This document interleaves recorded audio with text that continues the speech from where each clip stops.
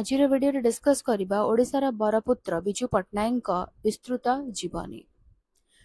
विजु पट्टनायक 1916 मसीहा मार्च 5 तारिख रे कटक ठारे जन्मग्रहण करथिले।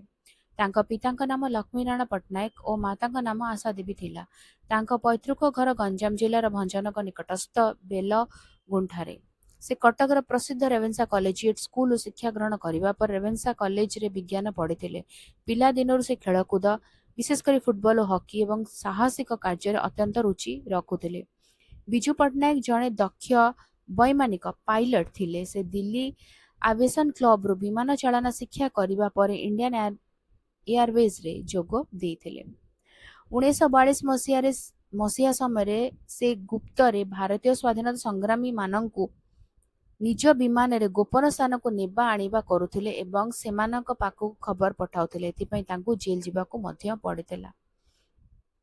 इंडोनेशिया जेतेबेले डच शासनाधीन थिला, विजु पट्टनायक निज जीवन को बाजी लगाई विमान उड़ाई सेठाकार प्रधानमंत्री सुल्तान सजाहारी और अन्य नेतांकु सुरक्षित भावे उद्धार करी दिल्ली आनिथिले।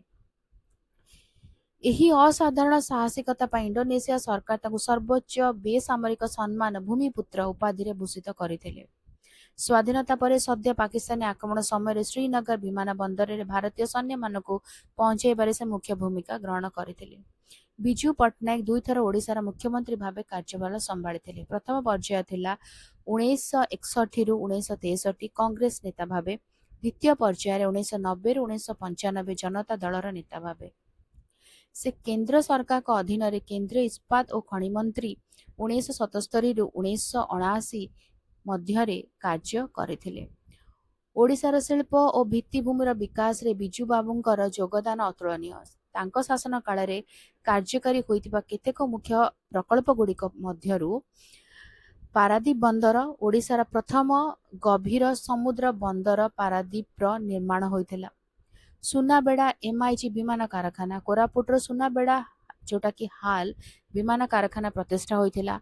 चौद्वार शिल्पांचल और कलिंग ट्यूब्स शिल्पायन आरंभ होइथिला। एक्सप्रेस हाईवे जोटा जाजपुर रोड रु पारादीप पर्यंत गमनागमन पर स्वतंत्र रास्ता। ओडिशा कृषि और वैषयिक विद्यालय OUAT, भुवनेश्वर कृषि गवेषणा शिक्षा पाई विश्वविद्यालय स्थापना। पंचायत राज रे महिला संरक्षण। 1990 दशक ओडिशार त्रिस्तरीय पंचायत राज व्यवस्था रे महिला मानक पई 33% संरक्षण व्यवस्था को लागू करिबारे से आगधाड़ीर नेता थिले। से विज्ञानर प्रसार पे अत्यंत आग्रही थिले। 1951 मसीह से अंतर्जातीय स्तर रे विज्ञान प्रचार पाई कलिंग पुरस्कार स्थापना करथिले, जहाँ आज पर्यंत यूनेस्को द्वारा प्रदान करा जाउछि। 1997 मसीह एप्रिल 17 तारिख रे नुआ दिल्ली रे एही महान जातीय नेतांकर परलोक घटिथिला।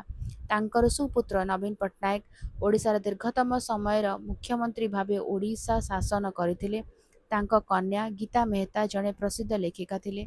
विजु पट्टनायक केवल जड़े राजनेता नथिले, से थिले ओडिया स्वाभिमान और साहसिकतार प्रतीक। तांको जन्मदिन मार्च 5 तारिख को ओडिशा रे पंचायती राज दिवस भावे पालन करा जाए। वीडियो केमती लगिला मते कमेंट करके जणाबो। जदि भलो लगिला त टिके लाइक कर दो, वीडियो को शेयर कर, चैनल को सब्सक्राइब करी बेल आइकन प्रेस करी ऑल नोटिफिकेशन को ऑन रखिता। तले रहउची देखा आगामी वीडियो रे। नमस्कार।